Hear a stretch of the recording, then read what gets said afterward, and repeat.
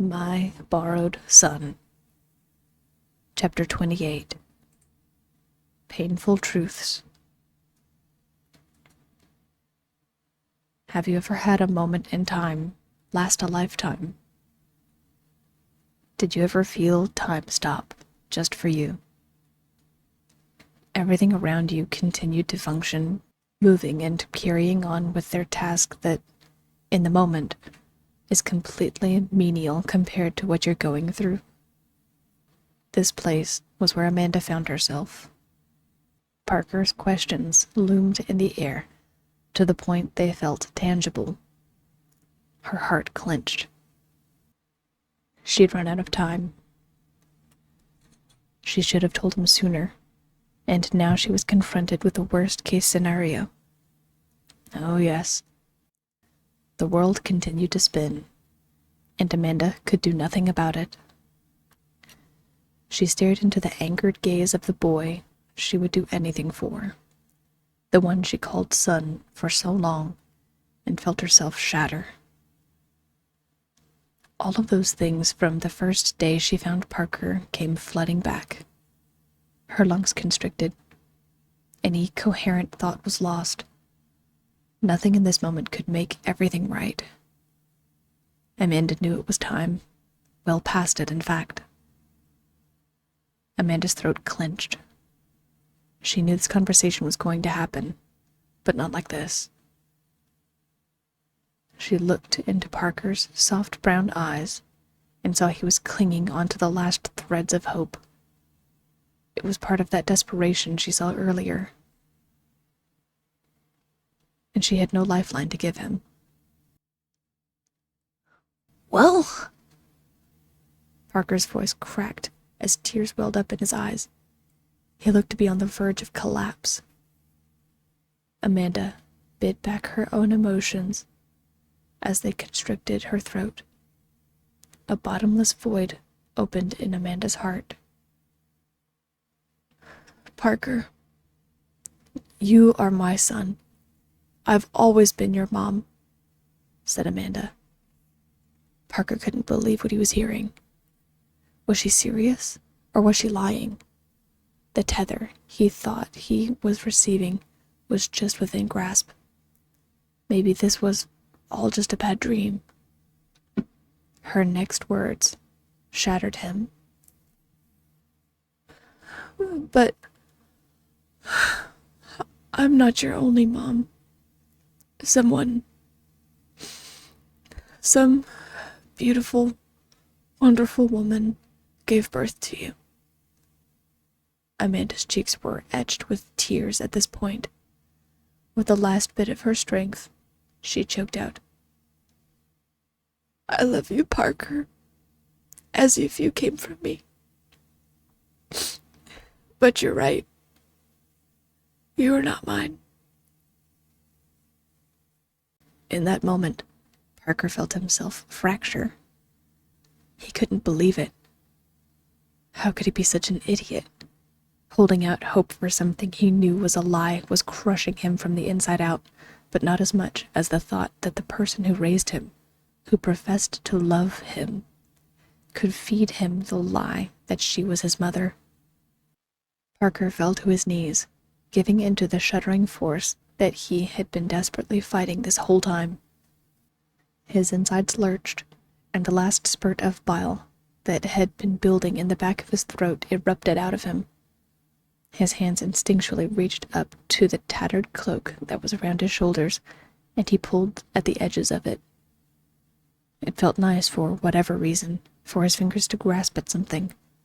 The rough fabric was grounding. It reminded Parker that this was real, that he was real.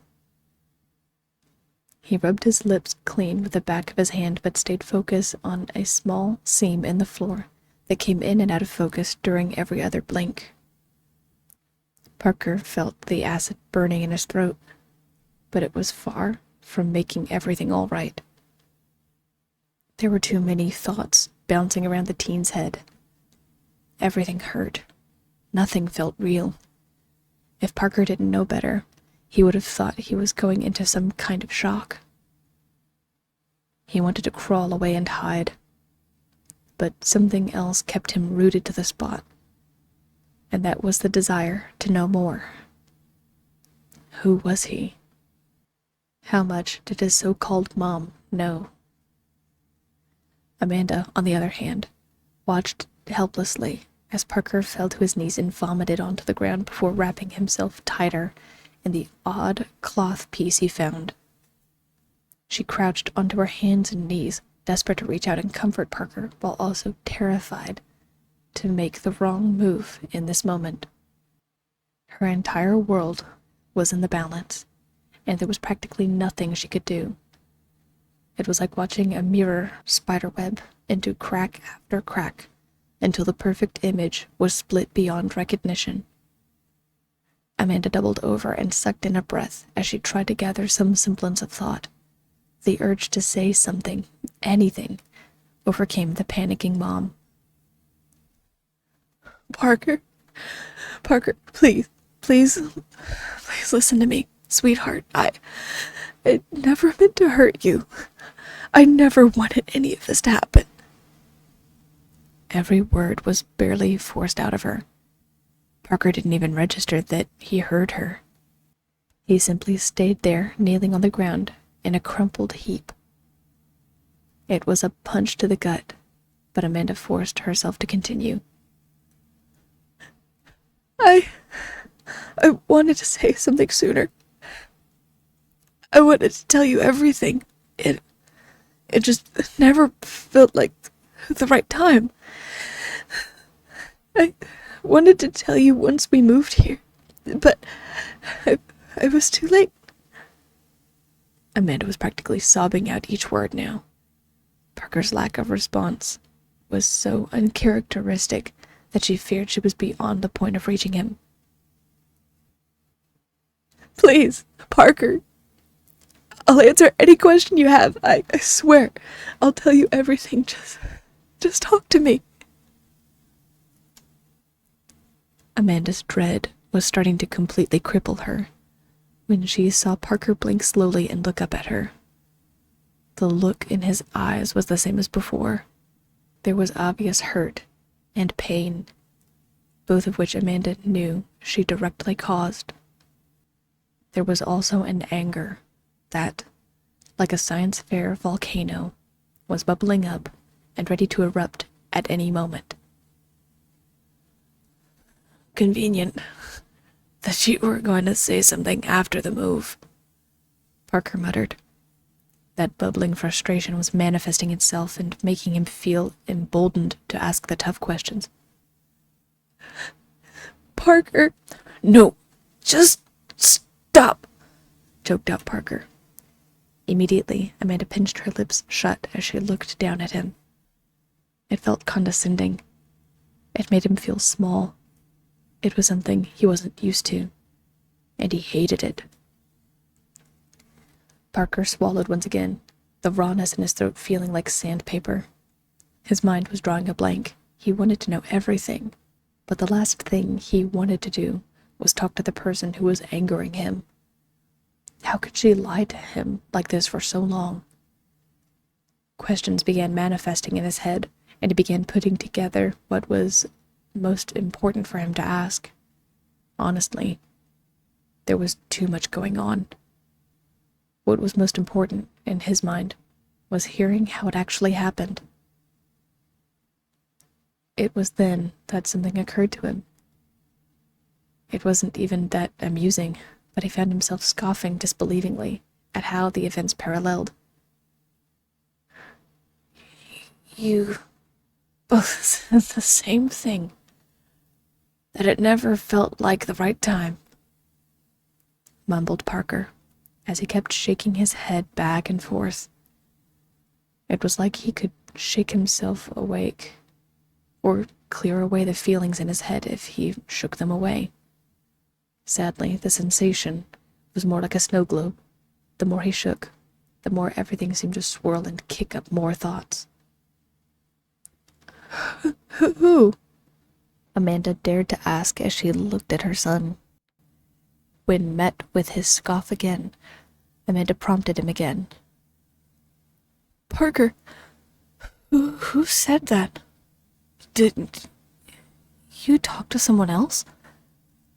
Parker glared at his mom, pausing, his head shaking only now, and ground his teeth together. Yes, I did. And they were a lot more helpful than you. They? Yes. Kurz and the others. They! There are others like me! Shouted Parker. The force of his voice, despite his size, made Amanda flinch away. And, unlike you, they told me everything.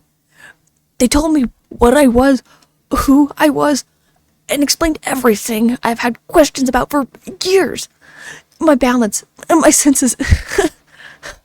You know what they told me? You want to guess? They thought I was captured. They thought I was your pet. And I'm starting to think they were right. Amanda's heart clenched. She wanted to run and hide. This was truly a misery of her making, and it was worse than she could have imagined. It made her question every decision she had made with Parker. But she wasn't going to back away. She couldn't. Parker needed her, despite his anger. She had to believe that. Parker, You what? You didn't want to tell me? You didn't know? You didn't know, so you decided to lie instead of just telling me you didn't know? What happened? How did you get me? Where did I come from? Did you know my real parents? Demanded Parker. He pushed himself to his feet boldly. His heart was hammering a hole directly through his ribs. Amanda felt gutted. Hearing the term real parents made her feel sick. Parker was asking every hard question all at once, and it was obvious he was losing patience with her. She didn't know the answers, and it was apparent based on her stunned silence. After those few seconds, Parker had enough. It was his right to know. His hyperventilation intensified, and finally, the bubbling volcano erupted inside of him. Tell me! The desperation in his voice snapped Amanda out of her stunned trance. And, finally, her thoughts came back to her. Tears dripping down her cheeks, she found the words from that first day she found Parker. Parker, I found you. Amanda swallowed dryly and nodded a few times, as if the motion would help force the words out. You were hiding under a bench in the park, where I used to take you, back in our apartment. I had just gotten divorced from my husband, and was completely lost. I didn't know what I was going to do. I wanted to crawl in a hole and never come out. And then I heard you. I couldn't believe it. You were so small and so young. I didn't think you were real. I thought you might have just been some kind of stress dream or hallucination. But then it got dark out. I couldn't just leave you out there, Parker. You looked sick. You hadn't eaten. I wouldn't leave you. So I held up my hand and told you that you were safe. That I would take care of you. I made you a promise. And you came with me. I brought you home. I gave you something to eat and a warm bath. I had my friend Mel come over and give you a checkup and... well, that's pretty much everything. She helped me get some papers for you. so I could register your birth and put you in school. And then I decided to tell you that your size was genetic. Parker's jaw flexed as he ground his teeth together. So, you did lie about my condition, he spat bitterly. Amanda winced and forced a nod. The motion felt impossible, but Amanda couldn't lose her composure now. She promised she would tell Parker anything he wanted to know. She promised the truth, and this was the cost. Yes, because I didn't know what else to tell you, mumbled Amanda. I read about some things online, but none of them seemed right. It didn't fit you. Things? What things? Demanded Parker. Amanda's mind scrambled. She hadn't thought about these things in years, and being put on the spot wasn't helping. Things. There was a book series about little people. Parker, please. What book series? You mean there are books out there about people like me? Parker shouted, ignoring the way his mom choked up as she explained herself. Her heart felt like it was about to explode, but Amanda dipped her head in shame as she nodded. Yes. It's about littles. They have masked tails. And call us human beings and live in the walls with improvised tools. Explained Amanda. Parker felt confused. He'd dared to look up little people before on his computer, but nothing really came up. It had been a long time ago when he first got his computer, and the subject never really interested him anyway. He thought he had the answers after all.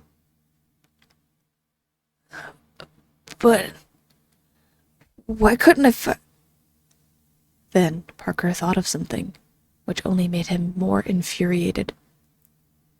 There was something that would keep him from searching it, and now he knew his mom was devious enough to do it.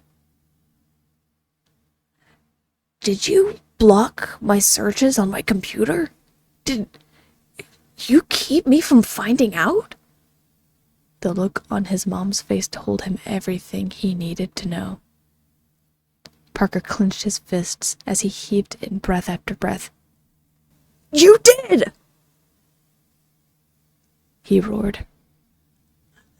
Parker, please. I did add a few block searches at first. I just what? Demanded Parker. I just wanted to protect you.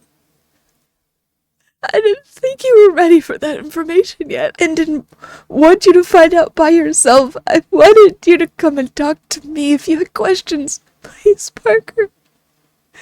You have to believe me. I never meant to hurt you, pleaded Amanda. Parker scoffed and choked back the sob threatening to come out of him. Well, you failed. You hid the truth to keep me here as your little plaything, Parker shouted. He began pacing back and forth before running his fingers through his hair, anxiousness compressing his chest. Parker, that's not true. And that's not fair. I've never treated you like that, and you know it, retorted Amanda. Yes, it is true. It explains everything. Why you never wanted me to go out on my own. Why you never let any of my friends come over. You didn't want anyone to know that I'm a borrower and not a normal human boy. The word took Amanda off guard, as did Parker's behavior. This wasn't like him. This wasn't like her son at all. He was hurt. He was really and truly hurt. And the only thing he could do was let out his frustrations and anger. Surely Parker didn't mean it, right? What? A borrower! Live in the walls, improvise weapons, borrowing for survival, trying to keep away from humans to avoid being captured and turned into pets who live in cute little houses and cages, snarled Parker. It was a new term Amanda hadn't heard of, or, if she did, it hadn't made a lasting impression. If this is what this Kurz guy said Parker was, then it was probably true. Nothing else that Parker said made sense, but it hurt all the same. Amanda had only tried to keep Parker safe, and keeping others away was the only way she could think to do this. Amanda had considered she might be isolating her son, but he had friends who he met online. She thought this might be enough, despite Parker asking to meet some of his friends in person. Desperate, she tried to reel the conversation back into the point. Parker, I never wanted you to feel like you were being treated any different than a normal kid. I promise. I just wanted to keep you safe. I wanted us to be a family. I wanted to give you a family, explained Amanda. I am so sorry that I waited so long. I didn't see it. I didn't see how fast you were growing up. You have to believe me, sweetheart. Believe you? Believe you? After everything? Parker couldn't believe what he was hearing. After you kept all of this a secret, you want me to believe that you were doing it all for me? How do I know you didn't take my real parents away? How do I know you just found me? Amanda flinched away. Her shirt was little more than a soaking rag, just like how she felt, as she wiped her eyes on the collar of her shirt. Parker, I swear, it's true. If I could do it all over again, I know what I would do differently. I would have told you everything I knew from the start. I would have told you sooner. You have to believe me. There was an agonizing silence as Amanda stared longingly into Parker's once understanding brown eyes. Where she once saw an intuitive, kind innocence, Amanda now saw frustrated rage looming beneath the surface. It took that one look to know it. She wasn't getting through to him anytime soon. Well, hindsight's 20/20, isn't it? Growled Parker as he backed away toward the door. Parker, please, I'm so sorry, Amanda pleaded as she leaned forward and offered a hand. Her hand. She had done it 1,000,000 times before, when she or Parker wanted to console one another with a hug. Parker violently flinched away, and his arms raised to shrug her off. Don't touch me! Just leave me alone! Roared Parker. Amanda bristled as she scooted across the floor toward Parker. Parker, no! You're not my mom! So just leave me alone! That shot was what did it. Amanda had been able to endure the onslaught of practically everything else, but hearing Parker snap at her like this was the straw that broke the camel's back. Amanda watched as Parker stormed out of the kitchen and headed toward his room, climbing the stairs one at a time as she collapsed onto the kitchen floor. The sobs that racked her body shook her to her core. She knew she needed to address Parker's disrespectful behavior and every other thing that was said, but she couldn't do it. Amanda felt completely and utterly broken. The only thing that could make any of this right was Parker's forgiveness, and he wasn't about to give that tonight. So, she laid there on the floor and sobbed. She wept until her body refused to shudder. This was meant to be a happy occasion, moving to a new home and turning a new page in their lives, and it was splitting at the seams right in front of her. By the end of the night, her head was also splitting with a headache. She barely registered making it to her bed, and she barely acknowledged the fact that she went into Parker's room and tried to talk to him again. She got no response, and saw the shadows die out as soon as she came into the room. Amanda had to make this right, but she couldn't do it now. Both of them needed the night to reflect. So, with a "Good night, Parker. I love you so much," Amanda shuffled off to bed, where her tears sealed her eyes closed. Parker, on the other hand, stormed to his space and collapsed on his bed. He only remembered crying this hard once before, when he thought he had broken his arm. The pain was in his chest and in his soul. It made his entire body ache in a way that crippled him completely. Over and over the same thoughts tormented him. Why didn't his mom tell him? Where were his real parents? Didn't his mom trust him? After all of this time, didn't he deserve the truth? She hid it. She hid the truth from him, on purpose. The more he thought about it, the more he felt himself festering over everything. At one point he heard his mom come in and tell him good night, but he didn't reciprocate. He couldn't stand to talk to her, let alone look at her. The young teen wasn't sure how long he laid there on his bed, mulling things over and over again, but at some point the thoughts of the unknown mixed with his frustrations and compelled him to act.